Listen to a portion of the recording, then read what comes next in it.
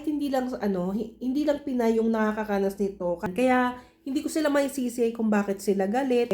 Yung iba daw na may mera. Hi guys! Maaga akong umalis ng bahay dahil kailangan kong pumunta ng pharmacy dahil naubusan ako ng gamot sa aking hypertension.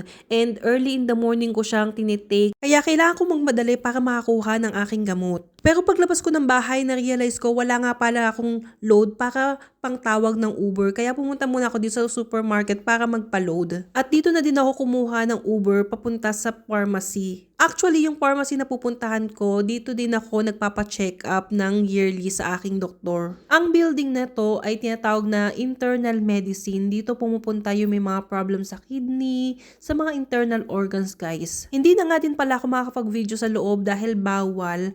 At may mga iba pa kasing pasyente doon kaya strictly talaga na hindi pinapahintulutan na mag-video-video doon sa loob.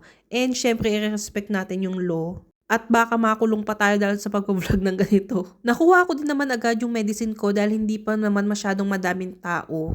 Usually, asawa ko talaga yung kumukuha ng gamot ko pero dahil tulog pa siya, nag-decide akong ako na lang yung lalabas. And malapit lang din naman yung lugar na to sa amin kaya hindi din ako nagtagal masyado. Dito sa Middle East, madami ang ayaw sa mga Egyptian, especially mga Pilipina. Nababasa ko yan guys sa FB, sa TikTok, sa mga comment section kapag pinag-uusapan nila ang ibang lahi. And I cannot blame them guys. Kasi honestly, yung unang pinagtrabahuhan ko dito sa Qatar, restaurant yun, at karamihan sa mga katrabaho ko ay mga kalahi nila. At ang una mong mapapansin sa kanila talaga is yung may pagka-mayabang yung dating nila. May mga customer din kami guys sa restaurant na kapag pasok pa lang ng pinto, makaramdaman mo na talaga na lahi nila yun, Ehipto. Kasi pagpasok pa lang sa pintuan, makaramdaman mo na yung aura na may alam mo yun, may pagkamayabang yung dating. Which is naranasan ko din before. Pero alhamdulillah, yung asawa ko naman ay iba sa kanila. Meron din kasi akong naging ex na hindi naman ako totally na niloko, pero wala talaga siyang balak na pakasalan ako or hindi talaga seryoso pala yung aming relasyon dahil according sa kanya, tinanong ko siya kung hanggang saan yung relasyon namin. Sabi niya hanggang dito nga lang daw sa bansang to. So wala siyang balak magpakasal or something in the future. At madaming ganyan dito, hindi lang ang lahi nila. Karamihan sa mga Arabic, ganyan talaga yung nangyayari. Kahit hindi lang Pinay yung nakakaranas nito, kahit yung mga ibang lahi na mga babae, naranasan din nila yung ganun. Dito kasi guys sa Middle East, iba't ibang lahi ang nandito.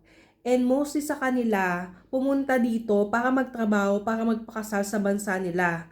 At yung iba naman is may pamilya na talaga sa bansa nila. Kahit naman yung mga kalahi natin ditong mga Pilipino, same din. Pero ang mga Pinoy kasi, ang target nila, yung mga Pilipina din dito, kalahi lang din natin. Bihira lang akong makakita dito na ang Pinoy may jowang ibang lahi. Normally, talagang lahi lang din natin yung mga jowa nila. Pero huwag kayong mag-alala guys kasi hindi naman lahat ganun. At may matatagpuan ka talagang para sa'yo. Dahil meron naman talaga nagseseryoso, katulad ng asawa ko, pinakasalan niya naman talaga ako.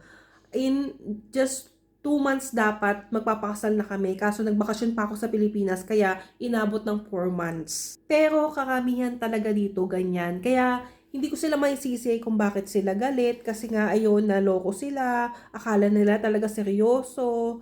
Tapos yung iba naman daw nabasa ko lang din, yung iba daw na may mera. Ako kasi hindi ko yun naranasan.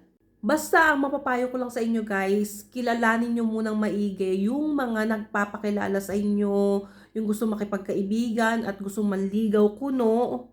Kasi, ayan, ganyan sila dito. Basta make sure na hindi kayo agad-agad bibigay. Kasi karamihan talaga dito, for fun lang talaga yung hanap nila. At sasabihin nila yung kahit ano, para lang mapaniwala ka. Katulad ng sasabihin nilang pakakasalan ka nila, ganito, ganyan. Pero, in action, hindi talaga yung totoo. Inuuto-uto ka lang nila. Once na sinabi mo sa kailang, o sige, gusto kong magpakasal, ganito, ganyan, tignan nyo, mag-iiba yung ano nun.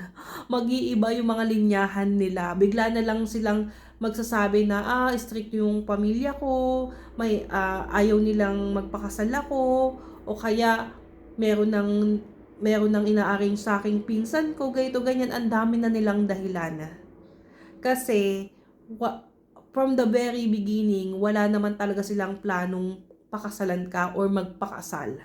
Iba talaga yung plano nila. Gusto lang talaga nilang makachukchak. Yun naman talaga yung point nila dito, bakit sila nagjojowa, yung makachukchak guys, yun lang.